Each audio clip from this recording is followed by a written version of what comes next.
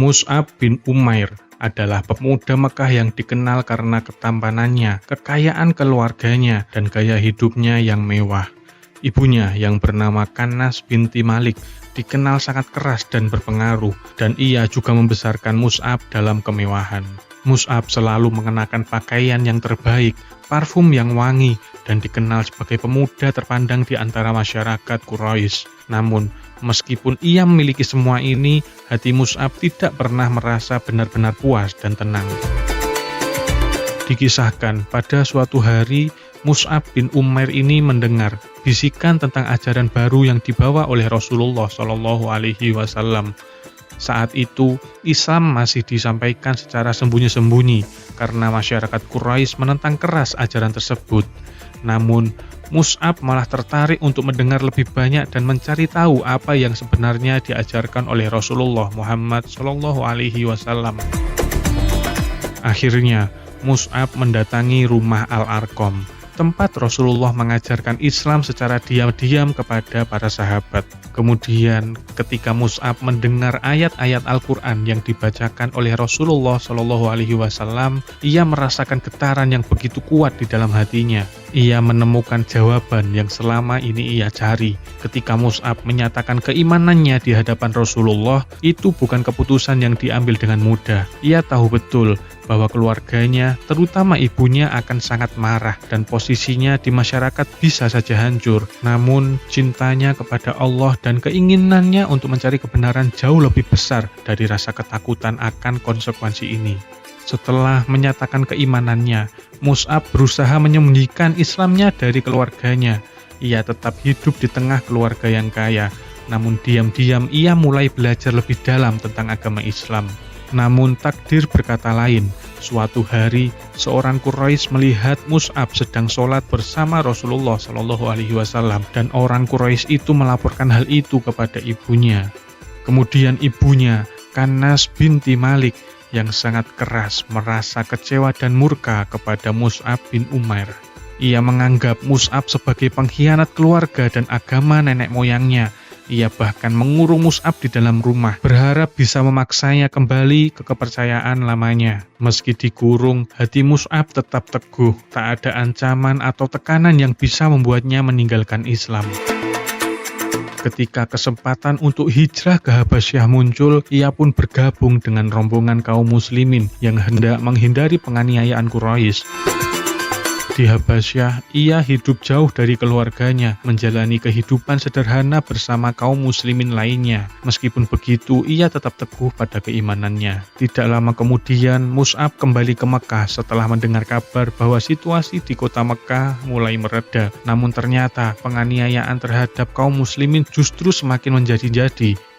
Saat itu Mus'ab benar-benar hidup dalam kesederhanaan. Ia yang dulu dikenal karena pakaiannya yang mewah dan harum wangian, kini hanya mengenakan pakaian sederhana. Rasulullah bahkan mengingat masa lalunya dengan penuh haru, mengatakan bahwa tak ada pemuda yang lebih dimanjakan oleh keluarganya seperti Mus'ab. Melihat kedewasaan dan keteguhan iman Mus'ab, Rasulullah SAW akhirnya memilihnya untuk sebuah misi yang sangat penting, yaitu menjadi duta Islam pertama di Madinah. Saat itu, beberapa penduduk Madinah telah mulai tertarik pada Islam, dan Rasulullah SAW mengutus Mus'ab untuk memperkuat keimanan mereka dan menyebarkan ajaran Islam dengan bijaksana. Mus'ab menerima tugas ini dengan penuh tanggung jawab, meninggalkan Mekkah untuk menuju Madinah. Setibanya di Madinah, Mus'ab tinggal di rumah As'ad bin Zurarah, seorang tokoh dari kaum Ansor yang telah masuk agama Islam. Bersama As'ad, Mus'ab mulai berdakwah kepada penduduk Madinah. Setiap hari, Mus'ab menemui mereka, menjelaskan ajaran Islam dengan lemah lembut dan membaca ayat-ayat Al-Quran. Beliau memiliki pendekatan yang sangat bijak dan tidak memaksakan keyakinannya, melainkan menyampaikan dengan hikmah, kelembutan, dan kesabaran. Suatu hari, Mus'ab didatangi oleh Usaid bin Hudayr, seorang pemimpin suku yang terkemuka dan dihormati di Madinah. Usaid mendengar bahwa Mus'ab menyebarkan ajaran baru yang dianggapnya berbahaya.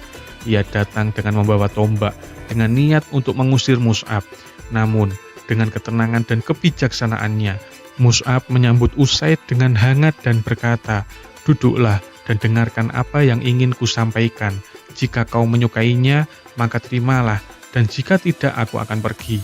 Kemudian Usaid setuju untuk mendengarkan, dan saat Mus'ab mulai membacakan ayat-ayat Al-Quran, hati Usaid yang keras mulai melembut. Tak lama kemudian ia menyatakan keimanannya. Setelah masuknya Islam Usaid, semakin banyak penduduk di Madinah yang tertarik pada ajaran Islam. Melalui dakwah Mus'ab yang penuh kelembutan dan ketulusan, hampir seluruh penduduk Madinah mulai menerima Islam.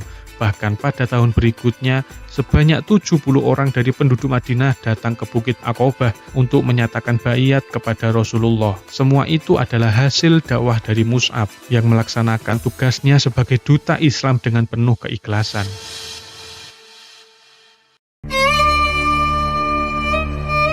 Namun ujian iman belum berakhir. Setelah hijrah ke Madinah, kaum muslimin menghadapi tantangan baru. Ketika kaum Quraisy menyerang Madinah dalam perang Uhud, Mus'ab ditunjuk sebagai pembawa bendera pasukan kaum muslimin. Pada awalnya, kaum muslimin dapat memenangkan pertempuran, tetapi situasi berubah ketika para pemanah meninggalkan posisinya untuk mengumpulkan harta rampasan perang. Pasukan pemanah melanggar perintah Rasulullah. Mereka meninggalkan posisinya di puncak bukit setelah melihat orang-orang musyrik itu mundur. Melihat kejadian itu, pasukan musuh kembali menyerang dengan hebat, menyebabkan pasukan muslimin terpencar. Ketika musuh melihat barisan kaum muslimin yang porak-poranda, mereka pun mengalihkan serangan ke arah Rasulullah SAW untuk membunuh beliau. Mus'ab bin Umair menyadari ancaman yang berbahaya tersebut. Ia pun mengangkat panji perang setinggi-tingginya dan bagaikan raungan singa, ia bertakbir sekeras-kerasnya. Ia berjalan ke depan, melompat, mengelak, dan berputar lalu menerkam. Ia memfokuskan semua upaya untuk menarik perhatian musuh kepadanya dan agar musuh melupakan Rasulullah. Ia bertahan sendirian bagaikan satuan pasukan. Sungguh, walaupun seorang diri, Mus'ab bertempur laksana pasukan tentara besar. Sebelah tangannya memegang bendera bagaikan tameng kesaktian, sedangkan yang sebelah lagi menebaskan pedang dengan matanya yang tajam. Tapi musuh kian bertambah banyak. Saat itulah tangan kanan dari Mus'ab ditebas oleh musuh hingga terputus. Namun dengan sisa kekuatannya, ketika musuh menyerangnya dan menebas tangan kanannya, Mus'ab segera memindahkan bendera ke tangan kirinya. Namun tak lama kemudian, tangan kirinya pun juga ditebas hingga putus. Kemudian Mus'ab pun mendekap bendera ke dadanya sambil mengucapkan, "Muhammad itu tiada lain hanyalah seorang utusan dan sebelumnya telah didahului oleh beberapa utusan." Musuh menyerang kembali Mus'ab dengan tombak dan menusuknya hingga patah. Mus'ab pun akhirnya gugur sebagai syahid dan panji perang pun jatuh.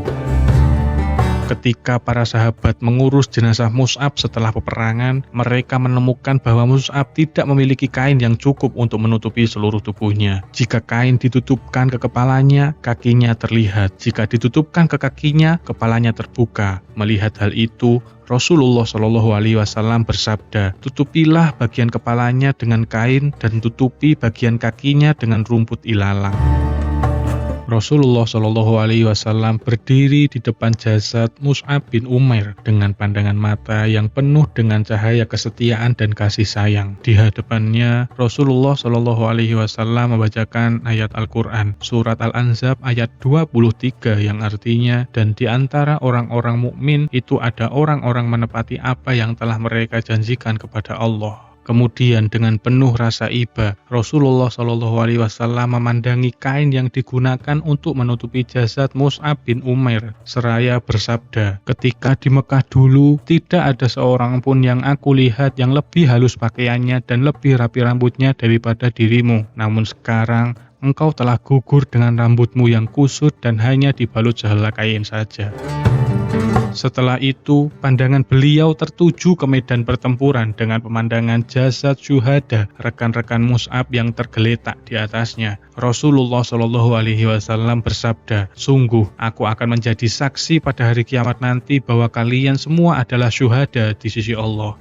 Kemudian Rasulullah berpaling ke arah sahabat yang masih hidup dan bersabda, "Wahai manusia, berziarahlah dan berkunjunglah kepada mereka. Ucapkanlah salam untuk mereka. Demi zat yang jiwaku di tangannya, tiada seorang muslim pun yang mengucapkan salam kepada mereka sampai hari kiamat, kecuali mereka pasti membalas salamnya."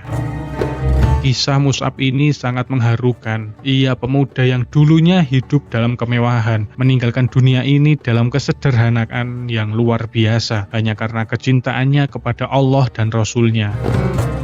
Wallahu a'lam bishawab. Kisah Mus'ab bin Umair ini adalah kisah teladan yang penuh dengan pengorbanan, keteguhan, dan keikhlasan. Ia memilih meninggalkan semua kemewahan dunia untuk Islam, menjalani kehidupan yang penuh kesederhanaan, dan menjalankan dakwah dengan cinta dan kelembutan. Dari seorang pemuda kaya yang dimanjakan, ia berubah menjadi seorang duta Islam yang pertama, dan syuhada yang gugur demi mempertahankan agama. Semoga kisah ini dapat bermanfaat untuk kita semua dan bisa menginspirasi kita untuk selalu mendahulukan Allah dan Rasul-Nya di atas segalanya. Ada kurang dan lebihnya mohon dimaafkan karena sejatinya kebenaran hanya milik Allah Subhanahu wa Ta'ala. Jika kalian suka dengan video ini, silakan klik tombol subscribe, like, dan komen untuk saran video-video kedepannya. Sampai jumpa di kisah-kisah yang penuh makna selanjutnya. Saya akhiri, wassalamualaikum warahmatullahi wabarakatuh.